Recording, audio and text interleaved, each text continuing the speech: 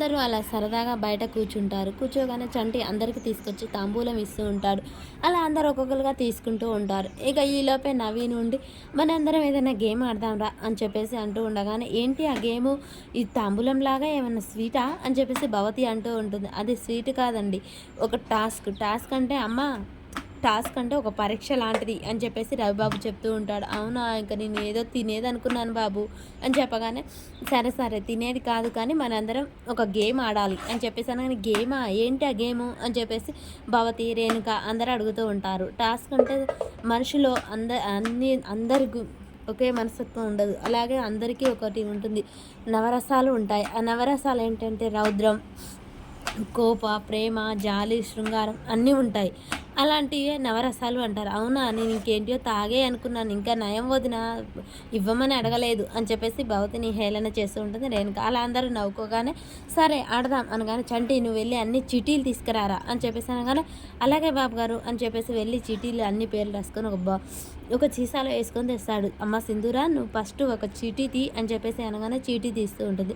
అందులో భూషణం అని పేరు వస్తుంది. భూషణం బాబాయ్, బాబాయ్ నీ పేరే వచ్చింది అని సింధూర చదువుతూ ఉంటుంది. నీనా అని చెప్పేసి భూషణం ఇబ్బంది పడుతూ ఉంటాడు. బావా నువ్వెందుకు డౌట్ పడుతున్నావు, వెళ్ళి చెయ్యి, నువ్వు చేయగలవు అనగానే భవతి పక్క నవ్వుతూ ఉంటుంది. ఏ భవతి ఎందుకు నవ్వుతున్నా అనగానే, మీకు కుంకుడు రసమే తీయరాదు, ఇక నవరసాలేం తీస్తానులేండి అని చెప్పేసి అనగానే, నేను చేస్తాను, ఖచ్చితంగా చేస్తాను అని చెప్పేసి భూషణం లేస్తాడు. ఇప్పుడు ఏం చేయాలి చెప్పండి బాబు, ఇప్పుడు ఏం చేయాలని చెప్పు బాబు అని చెప్పేసి అనగానే, నవీన్ ఉండి మీలో హాస్యం పలికించాలి అని చెప్పేసి అనగానే, సరే సరే అని చెప్పేసి అలా హాస్యం చేస్తూ ఉంటాడు. ఇప్పుడు రౌద్రం అనగానే ఒక బిందె తీసుకొని వెళ్తాడు వాళ్ళ బామ్మర్ది మీదకి. అయ్యో నాన్నని చంపేసావా ఏంటి అని భవతి మొత్తుకుంటూ ఉంటుంది. లేదు బామ్మర్ది, రౌద్రం చూపిస్తున్న యాక్టింగ్ అనగానే, అబ్బో చించి పడేశారుగా మామయ్య అని రవిబాబు అంటూ ఉంటాడు. అలా శృంగారం అని చెప్పేసి అనగానే భవతి దగ్గరికి వెళ్తుంటాడు. ఏంటి మీరు చేసేది అని చెప్పేసి భవతి గట్టిగా లేచి నిలబడగానే, అమ్మో నాకొద్దులే అని చెప్పేసి పారిపోతూ ఉంటాడు. అలా ఫన్నీగా అందరైతే నవ్వుకుంటూ ఉంటారు. ఇప్పుడు ఇంకో చీటీ చాముండి అని చెప్పేసి చాముండి చేత తీపియగానే అందులో చంటి పేరు వస్తుంది. చంటి నాకు తెలియదండి, నా నోటికొచ్చింది మాట్లాడడం, నా మనసు కనిపించింది చెప్పడం తప్ప నాకు ఈ నవరసాలు ఏంటో తెలియదు అనగానే, సింధూరం ఉండి పుట్టుకతోనే ఎవరు యాక్టింగ్ నేర్చుకోరు కాబట్టి నీకు వచ్చింది నువ్వు చేసి చూపించు చంటి అనగానే, నాకు అమ్మ గురించి అయితే చెప్తాను అని చెప్పేసి అలా వాళ్ళ అమ్మ గురించి చెప్పడం మొదలు పెడతాడు. ఒక్కసారిగా చెప్తూ భయాందోళనకరం అవుతాడు. ఈలోపే చెంచలమ్మ అక్కడికి వస్తుంది. ఏమైంది నాన్న, ఏమైంది అమ్మ, నువ్వు నన్ను ఇడిచి ఎక్కడికి వెళ్ళకమ్మా, ఎక్కడికి వెళ్ళకు అనగానే, చెంచలమ్మ కూడా అమ్మగా మారిపోయి చంటిలో నిజంగానే భయపడుతున్నాడు అనుకొని చంటిని ఓదారుస్తూ ఉంటుంది. అలా తల్లి కొడుకుల ప్రేమ చెంచలమ్మ ఇక చంటి ఇద్దరు కలిసి యాక్టింగ్ చేశారు.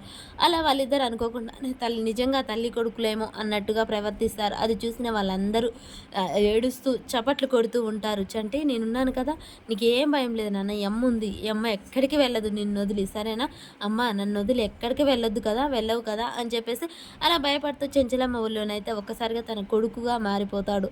ఇక చెంచలమ్మ కూడా అమ్మగా మారిపోతుంది. అలా వాళ్ళిద్దరు తల్లి కొడుకుల ప్రేమను చూసి అక్కడ ఉన్న వాళ్ళంతా ఆశ్చర్యపోయి ఇక చప్పట్లు కొడుతూ ఉంటారు. ఒకసారిగా చెంచలమ్మ ఇక చంటి ఉలిక్కిపడి, ఏంటి మీరు అందరూ చప్పట్లు కొడుతున్నారేంటి అని చెప్పేసి చెంచలమ్మ అడుగుతూ ఉంటుంది. ఇంతసేపు చంటి యాక్టింగ్ చేశాడు, నవరసాలు పలికించాడు అనగానే, ఇదంతా యాక్టింగా అనగానే, లేదమ్మా ఇదంతా యాక్టింగ్ కాదు, నిజంగానే ఒక క్షణం పాటు మా అమ్మని దూరమైన జ్ఞాపకం చేసుకున్నాను, అందుకే నేను అలా ప్రవర్తించాను అనగానే, అవునా బడుద్దాయి అని చెప్పేసి చంటిని అలా ప్రేమతో ఇట్లా మొట్టికాయ వేస్తూ ఉంటుంది. కానీ నిజంగా మీ ఇద్దరిది తల్లి కొడుకుల ప్రేమే అనగానే, ఏమనండి ఒక్కసారిగా నేను మర్చిపోయి అమ్మనైపోయాను అని చెప్పేసి అంటూ చంటిని అలా చెవు మేలేస్తూ పీలుస్తూ ఉంటుంది.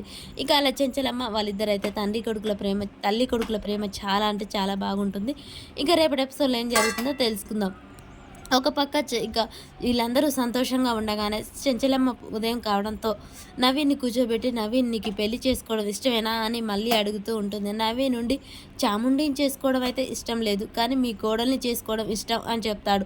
ఒక్కసారిగా చెంచలమ్మ కళ్ళెర్ర చేసి చూస్తుంది. ఆ మాట విన్న కేశవ, సింధూర, చంటి ఇక ఇంట్లో వాళ్ళంతా ఒక్కసారిగా షాక్ అవుతారు. మరి నవీన్ ఆ మాట ఎందుకు చెప్పినట్టు, చాముండి ఏమన్నా నవీన్తో మాట్లాడిందా, లేకుంటే నవీన్కే సింధూర నచ్చి అలా అపార్థం చేసుకున్నాడా, అసలు ఏం జరుగుతుంది, మరి నవీను ఆ మాట చెప్పడంతో సింధూర జీవితమే మారిపోతుందా, అలా అసలు ఏం జరుగుతుంది.